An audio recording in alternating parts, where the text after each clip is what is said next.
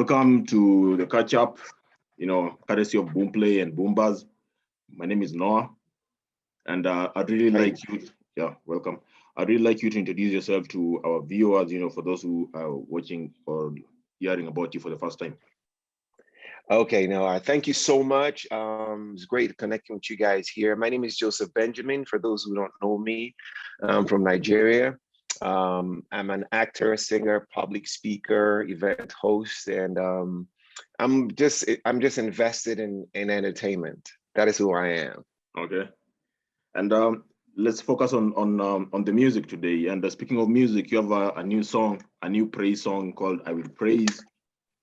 Absolutely, absolutely, man. Absolutely. Yes, yes. That my new single. And it has a lot of buzz going on. Yes. Yeah, "I Will Uh-huh. Praise" featuring Nana Adwoa. Hope I got that Ajwa. Ajwa. Yeah, right. no, Adwoa. no, not Ajwa. Ajwa, yes. Ajwa. Okay.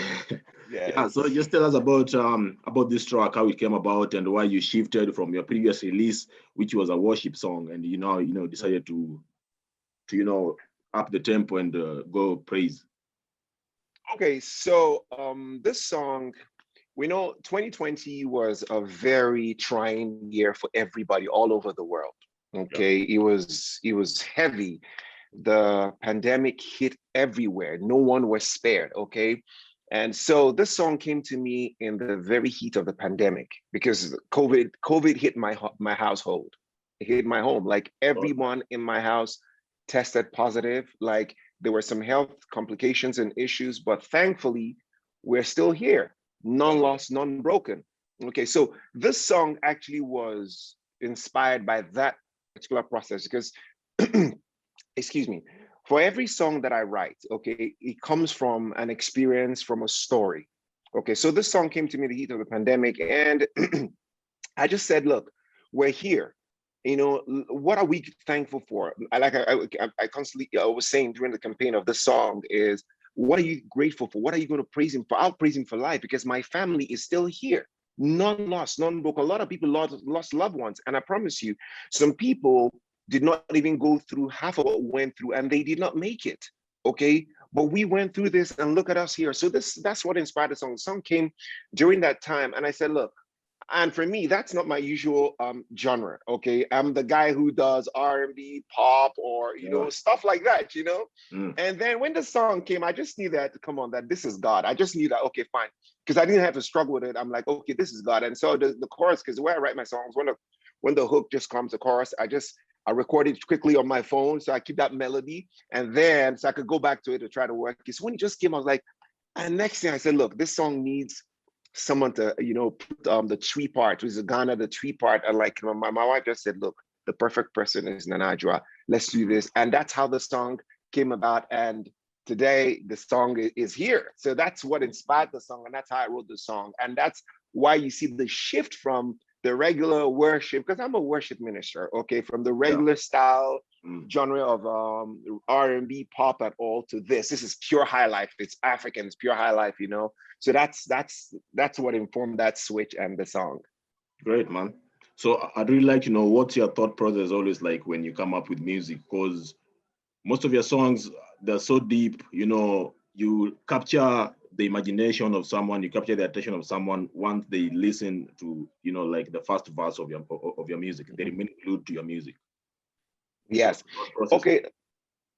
Okay. See, like I said, my songs come from a place of a story, an experience. Okay, because I always say that, look, your music should be an outward expression of what goes on the inside of you. Okay, people are supposed to be able to connect with you via your music, via what they hear. Okay, music is supposed to be therapeutic. It's supposed to be an experience because you, the songwriter, you know, your music, your song you need to have an encounter with it. It needs to connect with you first of all before it can effectively connect to the next person listening to it. Because if you can connect with it, then how is the other person listening to going to have that connection or that experience? Okay, so for me, my songs come from a place of a story and experience, maybe a particular phase in my life or something that I've been through, and also the stuff like that inspires it. And that's why my songs are deep. What's when I write that, like when you listen to it, like you said earlier, you just connect to the fact that this person's heart is is in a place of a journey, or is at a place where he's coming from somewhere or something. So that's my thought process. And I just want people to think when they listen to my music and have the same encounter or the same experience that I had writing that song or trying to record that song. Like I said, from my previous song, I remember I had totally written that song, we'd recorded it, we'd mixed, we'd mastered that song. And then I then gave it to some spiritual mentors that I have, and they listened and like, okay, great. I said, Joseph, this is great, but all I hear here is just you, Joseph. That's people are going to applaud you, like, yeah, your vocal prowess, everything, all of that. You know, God is not in this song. I was like, wow. Wow. So Noah, I promise you, yeah. I had to go back and re-record the entire song. Like my brother. And when I was recording it then, bro, I had an experience. I broke down crying when I was recording, when I was doing the voice, because then I could feel like, yes, I could hear what they were saying. I had to visualize the love of God. It took me to certain places and times in my life when it was just the love of God that just took me through and all. You know, so I had to go back and record this song. They had to mix and master everything again. You understand? So that's what I was talking about, encounter and experience. You have to have that experience for the listener to be able to connect with it as well. Yeah, and I'd really like to know, at what point in one's life do they really, now say, I have encountered Christ, I was doing this and God manifested this to me, God told me to do this and that? My brother, it's a personal experience. It's because what happens for Mr. A might not necessarily be applicable to Mr. B. Okay, so it depends on what your journey and your process is. Okay, because you are the one who can honestly tell yourself that truth, that look, you know what, that this pattern of my life, this way of my life is gone. I'm done with this. Like, I truly can say that, yes, I don't do this anymore. I'm not this person anymore. Okay, because I can tell you that I'm a Christian and I'm changed, that I've encountered Christ. Okay, you can say the same thing to me, Noah. But at the end of the day, our character traits, who we are, what we are about, okay, would be evident to show that, look, I don't think this person has that. You've actually done it, okay? Because we can talk the talk. No, we can all talk the talk, but it's living the life that is the thing. It's a personal experience, a personal encounter, it's a personal process, okay? The way Christ deals with you is not the way he deals with me, okay? It's totally different, okay? Like for you now, you've got dreadlocks on, okay? For the next man, in my like, man, are you sure? This your dreadlocks. Exactly, you understand? Because we're very quick to judge. Okay, but you can't judge what you don't understand. You can't judge what you don't what you don't have an idea about. So your own pattern might be like, God, Christ is telling like that. This your hair, man. This is it. Like this your hair will attract people to you, and when they attract people to you, people will see the Christ in you. People will be able to connect. You understand? It might be what he wants to use. Exactly. Nice, yeah. So for that, yeah. That was powerful, bro. Thank you, man. Thank you. Yeah, and also, when it comes to doing gospel music or writing gospel songs and all that, what do you make of someone who is not saved, someone who has not given his life to Christ, putting out a gospel song? Because back in Kenya, we have several artists who, like, they've not proclaimed Jesus, but when they drop like gospel songs, they're so deep, they're so powerful, and they really they really speak to many people out here. Okay, see, so the thing is, Noah, my first immediate answer to that goes back to the previous conversation we just had right now, the last question. Okay, who is to say they've not accepted Jesus? Because we can't say. We can't say. The fact that it's not an open statement, like people want to know, okay, I'm a believer. The fact that it's not an open statement does not go to say that they've not accepted Jesus. No one is to judge, okay? Because like we said earlier on, your encounter is different from my encounter. Your journey, your experience is different from mine, okay? So, but we're quick to say, oh no, this person, oh, come on, you're not, okay, you get it. And I'm sure maybe because you probably have seen that person did a song that it was all about booty shaking and all about naked girls and all of that stuff. Okay, which of course it might seem offensive to people, and then it's in of the backdrop of that next minute you're doing a gospel song. Like, seriously, what is that supposed to be?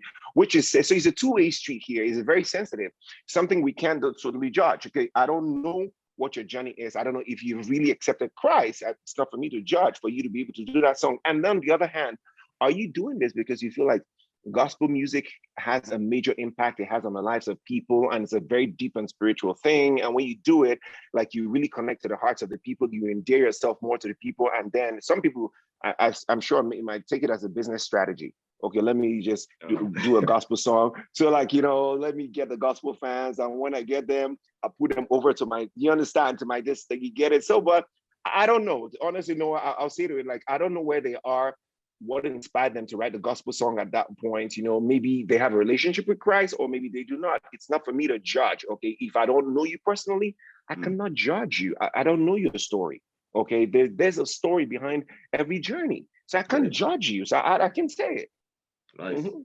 And would you work with, let's say, Burna Boy, Davido, Wizkid, Olamide? If you work with them on a song? No, you're trying to put me in that corner. See, no, the truth about it is, I remember, I think it was last week or so, I was talking to someone who I work with. Okay, she manages Peter of P Square, of the defunct P Square. Okay, and I told her, I said, look, it'd be nice to jump on a song with Peter. She said, wow, that'll be great. That's interesting. Said, well, let me brood over it some more and see. I said, look, it'd be nice to jump on a gospel track with Peter. I'm like, she said, like, that sounds good. And the reason I said that is, some people might think he was coming from a commercial point of view, or commercial value. No, far from it. Okay.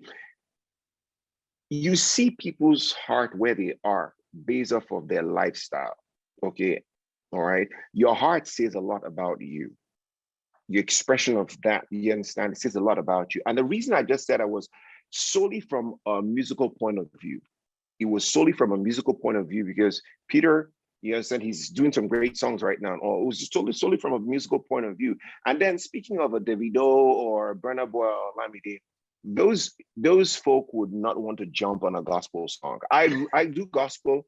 Yes, exactly. I do gospel and inspirational. Those are the kind of songs I write: gospel, inspirational, and love songs. Okay, because one of my first singles is a love song. Okay, it was something that cuts in between both gospel and what's it called, non-gospel. Okay, so those guys, I don't see them as people who probably just want to jump on a gospel song, okay? And then also, or my kind of music, all right? And I will not judge and say, oh, because, oh, look, I'm a believer of Christ, I don't know where they are, so maybe they're not. No, okay, what if by collaborating, in a sense, these people are drawn to Christ? I'm just saying, and I'm not saying that I'm actually toying with the idea to, oh, maybe let me approach one of these guys. No, I'm not, because I'm not about the clout. I'm not about the commercial value. No. My job is that Christ is preached to people, that people connect to God through my music. That's my job. That's all I'm about. It's not about the commercial value, the clout, or anything. No, because that's far from it. Because God has been able to give me the platform to build a brand as an actor, which is, I have the popularity and all of that there. Okay, so it's not like I'm looking for this. So this I'm doing because it's what God has instilled in my heart. I have a passion for music. Even before I started acting, I've always been in music. Okay, so this is, for me, it's just to connect, that people connect back to God through my music. That's it. Great man. So speaking of your jobs, you're a musician, you're a TV, but you're a media personality. You act. Yeah. You're a jack of all trades. How do you manage to do all these and still be there for your wife, your family, and all that? my brother, man, that's a good question, my brother, man. We're like, you're just like a department store. You're just like a grocery store. Like, you go there to pick everything you need, right? See, man, it's I don't know. I balance it because for me, I just believe that they're all intertwined. Okay, they're all in the same sector. They're all in the same industry. All right. So it's easy to switch from this to the other. Some people feel like it's not possible for you to do this or do that, which I can say boldly here, Noah, that in the midst of that, like, trying to balance it, you face a lot of criticism, okay? But it's your passion for what you're doing that keeps you going. Because as I say to you right now, those who have always known me as an actor are criticizing the fact that I'm doing gospel music. They're like, that I'm not even, I promise you, Noah, I'm not accepted as a gospel singer. I'm not accepted as that. That's a big discrimination that we have in the church, which is the problem we have. I'm not accepted as that. People like, is this as if, just like I was saying earlier on, it seems as if righteousness and grace is a title that is given to a select few. People like you, people like me, we don't deserve to be associated with righteousness or grace. Okay, so people like, he's an actor, what is he doing singing this? And no. You feel like you're not spiritual enough to sing gospel music. You're not, excuse me, who are you to judge? God is the one who has justified everybody, not you. Okay, so the thing is, and that's the problem. That's the reason why people feel they're unable to connect to or receive what comes from a song, because first off, you're biased in your heart. You've already judged and you've already qualified and classified that person before you even hear anything. It doesn't work that way. It doesn't work that way. Look, let me give you a perfect analogy. Look at the woman that was caught in the act of adultery when she was brought before Jesus. And they said, look, this woman was caught in that. He said, he who's without sin, let him cast the first stone. They all dropped their stones and walked away. And what did Jesus do there? There's two things that were very prevalent there. Okay, first of all, grace spoke, and the grace took her in. You see, asked her, say, woman, where are your accusers? She said, they're not here. He said, neither do I accuse you. When grace spoke, that's bring you in. The next thing, after grace spoke, then instruction came forth. Okay, go and do it no more. But what happens with us these days is that, okay, the admonition comes before grace. No, grace pulls you in, and then you get that admonition for you to change your ways. Okay, and that's what we don't do these days. That's what we don't do these days. People are quick to get and say, no, you can't, no. So my brother, I try to balance it because of the love I have for it and because of the passion that God has put in my heart for this thing, that men will be connected back to him through my music. That's my desire, and it keeps me going. I love to be an actor, but people asked me recently, they said, look, if you were to choose between being an actor, a singer, or a TV personality like a host or presenter, I said, I think it may be being a singer or a TV host, okay? Because in that sphere, I get to be myself. That is Joseph Benjamin, okay? Yeah. But as an actor, I'm actually taking the role or the character of another person, even though I have to be that person, but it's not like you being the singer or the TV host like Noah here, who's like, hosting me right now, okay? Exactly, that's pretty much, yeah. But by and large, I try to balance it and to make sure I have time for the family, man. It's important because that's your first assignment. Yeah, man. And back to the music, should you expect any new releases from you now after I Will Praise? Are you working on an EP or an album and any project like that? Yes. Working on an EP. So hopefully, as we say, before the end of the year, another single is going to drop, and then probably maybe spring next year, we'll probably just have an EP. Yes. Right now, we're forced going with it back. It's coming back to back now. And it was lined up? Hopefully.